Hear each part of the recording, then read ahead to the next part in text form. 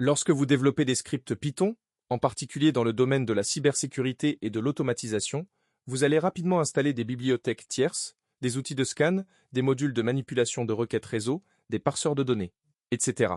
Sans précaution, toutes ces bibliothèques s'accumulent dans une installation Python globale, partagée par l'ensemble de votre système. Cela crée rapidement des conflits, des incompatibilités de version, et surtout des risques pour la stabilité et la sécurité de votre environnement de travail. C'est précisément pour résoudre ce problème qu'existe l'environnement virtuel Python, appelé communément VirtualEnv, contraction de Virtual Environment. Comprendre et maîtriser cet outil est une compétence fondamentale pour tout spécialiste en cybersécurité et en développement sécurisé. Pourquoi isoler ces scripts Python? Imaginez que vous travaillez sur deux projets différents. Le premier projet utilise la bibliothèque Requests en version 2.25 et le second projet nécessite impérativement la version 2.28 de cette même bibliothèque. Sans isolation, vous ne pouvez pas avoir les deux versions installées simultanément sur votre système global. L'une écrasera l'autre, et l'un de vos projets sera cassé. Dans le contexte de la cybersécurité, ce problème est encore plus critique. Un script de test de pénétration peut dépendre d'une version précise d'un module de cryptographie ou d'un outil de manipulation de paquets réseau. Si vous mettez à jour ce module pour un autre projet, vous risquez de rendre votre script inopérant au moment où vous en avez le plus besoin, c'est-à-dire lors d'un audit de sécurité. L'environnement virtuel résout ce problème en créant, pour chaque projet, un dossier isolé qui contient sa propre copie de l'interpréteur Python et ses propres bibliothèques installées. Chaque projet vit dans sa bulle, sans interférer avec les autres. Ce qu'est concrètement un environnement virtuel. Un environnement virtuel est simplement un répertoire sur votre disque dur. Ce répertoire contient une copie ou un lien symbolique de l'exécutable Python, un répertoire lib qui stocke toutes les bibliothèques installées pour ce projet uniquement, un répertoire bin sur Linux macOS ou script sur Windows, qui contient les commandes d'activation et les exécutables associés, un fichier de configuration interne qui indique à Python où chercher ses modules. Quand vous activez cet environnement virtuel, votre terminal utilise automatiquement la version de Python et les bibliothèques contenues dans ce répertoire, et non celle du système global. Quand vous désactivez l'environnement, vous revenez à l'installation Python globale de votre machine. Les deux outils principaux, Vent et VirtualEnv. Depuis Python 3.3, Python intègre nativement un module appelé Vent. Ce module permet de créer des environnements virtuels sans installer quoi que ce soit de supplémentaire. C'est l'outil recommandé pour la plupart des cas d'usage modernes. Il existe également un outil externe appelé VirtualEnv installable via pip, qui est l'ancêtre de venv et offre quelques fonctionnalités supplémentaires, notamment la compatibilité avec Python 2. Dans ce cours, nous nous concentrerons sur venv, qui est la solution standard et suffisante pour vos scripts de cybersécurité. Créer un environnement virtuel avec venv. La commande de base pour créer un environnement virtuel est la suivante. Alors, merci d'avoir patienté. Afin de traiter votre demande, ouvrez votre terminal ou un vide de commande sur Windows et placez-vous dans le répertoire de votre projet. Sur Linux et macOS, tapez Python 3m venv nom de -bas, environnement. Sur Windows, tapez Python m venv nom de -bas, environnement. Par convention, on nomme souvent l'environnement virtuel venv ou venv avec un point devant pour le rendre caché sur les systèmes Unix. Par exemple, Python 3e venv. Venv, cette commande crée un répertoire. Venv dans votre dossier de projet. Ce répertoire contient tout ce dont Python a besoin pour fonctionner de manière isolée. Attention, il ne faut jamais versionner ce répertoire dans votre dépôt Git. Il doit systématiquement être ajouté au fichier gitignore de votre projet. Ce répertoire peut peser plusieurs dizaines de mégaoctets et est reproductible à la demande sur n'importe quelle machine. Activez l'environnement virtuel. Une fois l'environnement créé, il faut l'activer. L'activation modifie temporairement les variables d'environnement de votre terminal pour que les commandes Python et pip pointent vers les versions contenues dans votre environnement virtuel. Sur Linux et macOS, source venv activate. Sur Windows, un vide de commande classique. Vent /inversé, script /inversé, activa.bas. Sur Windows, PowerShell. Ven /inversé, script /inversé, activate.ps1. Après activation, vous verrez le nom de votre environnement virtuel apparaître entre parenthèses au début de votre invite de commande, comme ceci.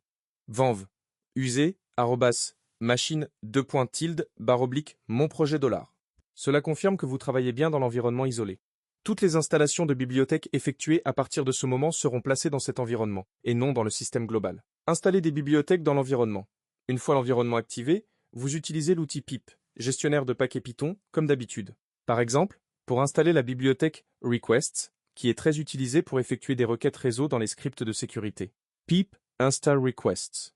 La bibliothèque sera installée uniquement dans votre environnement virtuel actif. Si vous désactivez cet environnement et que vous tentez d'importer request dans un autre contexte, Python ne la trouvera pas. Pour vérifier quelles bibliothèques sont installées dans l'environnement actif, utilisez pip list pour enregistrer la liste exacte des bibliothèques et de leur version dans un fichier très utile pour reproduire l'environnement sur une autre machine. Pip freeze supérieur à requirements.txt. Ce fichier 'requirements.txt est un standard dans les projets Python. Il permet à n'importe quel collaborateur, ou à vous-même sur une nouvelle machine, de recréer exactement le même environnement en une seule commande. Pip instant requirements.txt.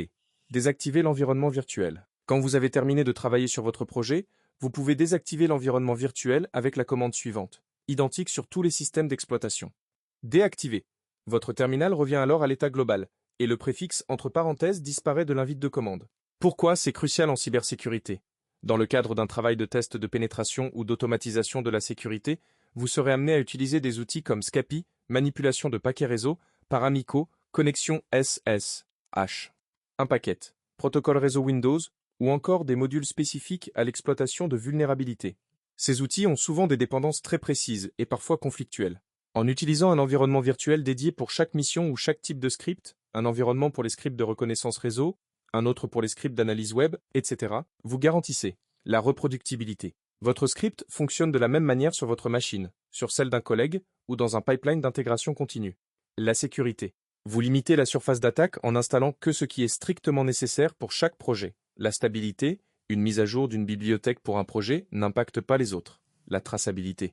Grâce au fichier 'requirements.txt, vous savez exactement quelle version de quels outils ont été utilisés lors d'un audit, ce qui est essentiel pour la production de rapports de vulnérabilité. Cas pratique concret. Supposez que vous démarrez un projet de script d'automatisation pour tester des applications web. Voici la séquence complète à suivre. 1. Créez un dossier pour votre projet, Makiro-Pentest-Web et CD-Pentest-Web. 2. Créez l'environnement virtuel, Python 3e Venv, Venv 3. Activez-le. Source. Venbin Activate. 4. Installez les bibliothèques nécessaires, pip install request sup 4 lxml. 5.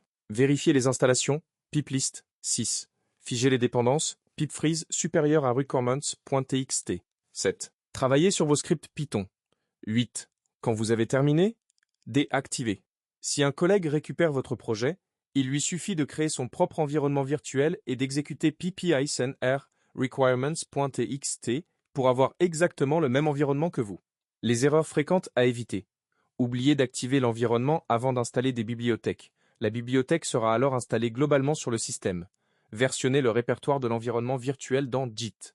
Cela alourdit inutilement le dépôt et crée des problèmes de compatibilité entre systèmes d'exploitation. Créer l'environnement virtuel en dehors du dossier du projet, cela complique la gestion et la portabilité. Nommer l'environnement virtuel avec le même nom qu'une bibliothèque Python existante, cela peut créer des conflits de nommage. Résumé des commandes essentielles. Créer un environnement, Python 3sem Venv, Venv, activé, Linux, macOS, source.